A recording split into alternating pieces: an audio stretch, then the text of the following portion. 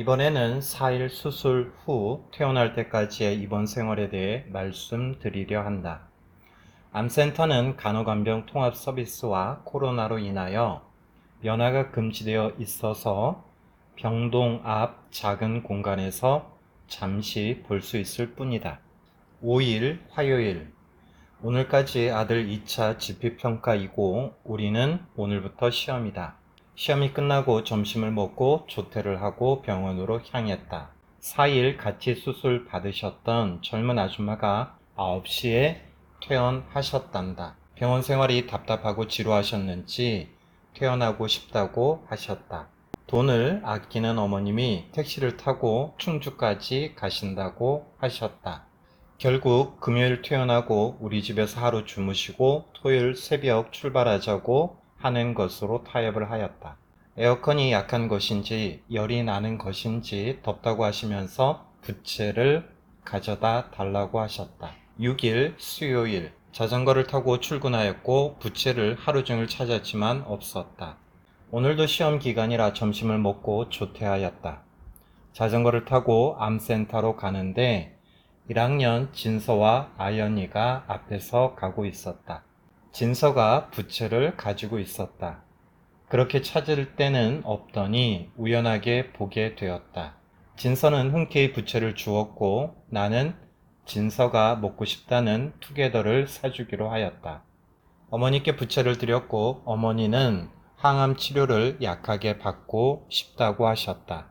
같은 병실에 새로 들어오신 분이 9시에 수술실에 들어갔는데 내가 방문한 2시까지 안 들어오셨다고 하면서 걱정이 되셨던 모양이다.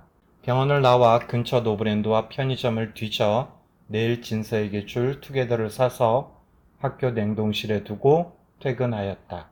더워 죽는 줄 알았다. 7일 목요일 오후에 비가 온다고 하여 걸어서 출근하였다.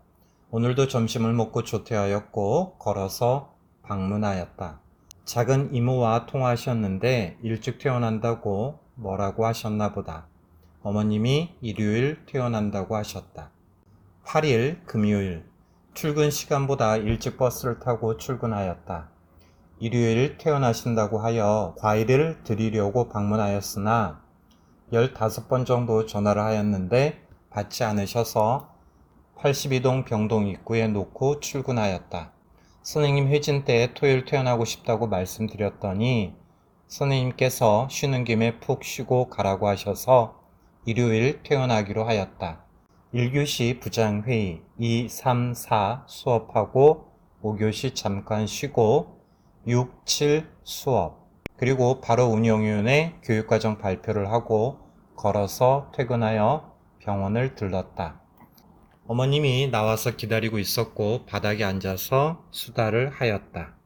9일 토요일 아침 일찍 6시에 전화를 하고 잠시 눈을 붙인다는 것이 12시까지 잠이 들었다. 나도 이래저래 피곤했던 것 같다. 아들 학원에 데려다 주고 병원에 들렀다. 오늘은 지하 1층 편의점에 들러 바다 코코넛 비스킷과 웨하스를 샀다. 주말이라 그런지 병동 앞 작은 공간에 한 가족이 있었고 이어서 반찬을 주러 온 딸과 마스크와 탭을 주러 온 가족이 분주히 왔다 갔다. 시끄러워서 1층에 내려와 의자에 앉아 얘기를 하면서 과자를 먹었고 아들이 학원 끝났다는 전화를 받고서야 일어났다. 내일이면 퇴원이다.